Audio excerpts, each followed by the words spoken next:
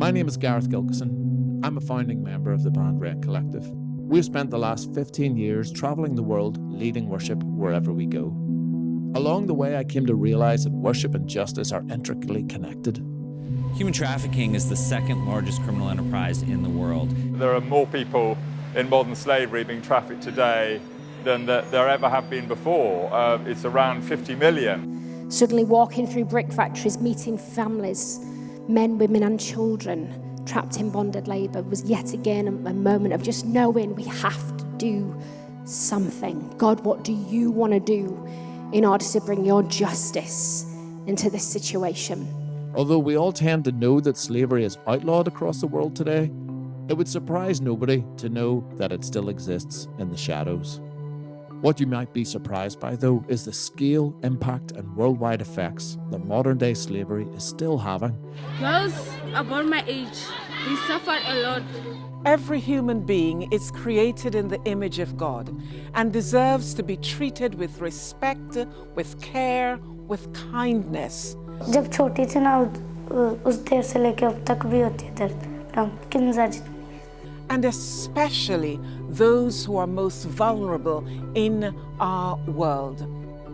Having witnessed so much and having experienced such great breakthroughs in the world of anti-trafficking, Becky's heart started to become stirred towards inviting the church in the UK to join in with this God-centered fight for justice in our world.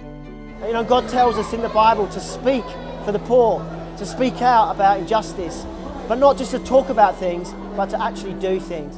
Yeah, you cannot open the Bible and not see throughout it that call for justice. And I think that's our calling on our lives, to speak up for those who have no voice. A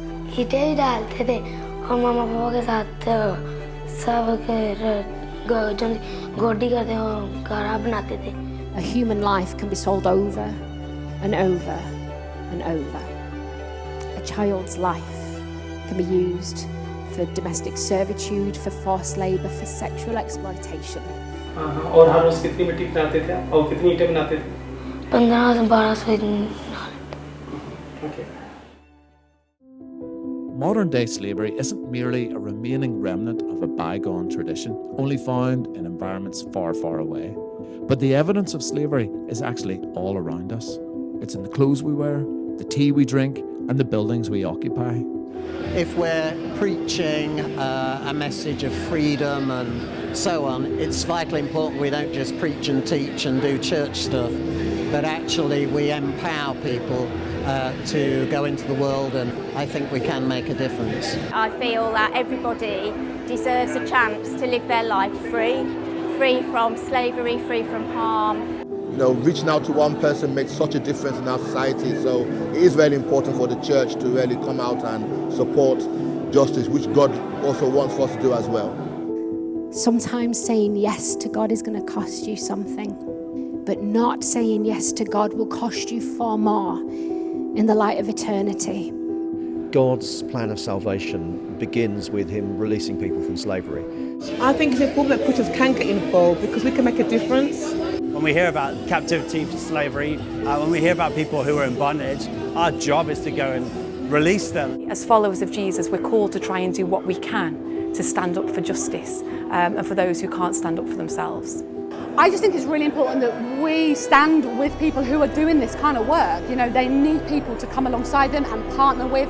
We're part of the body of Christ, and we should all be reaching out, being his hands and feet. Wherever he's put us, whatever he's called us to, we all have a part to play. It's all good and well knowing that the church could be the answer to rid our world of human trafficking, but what does this mean in terms of practicality?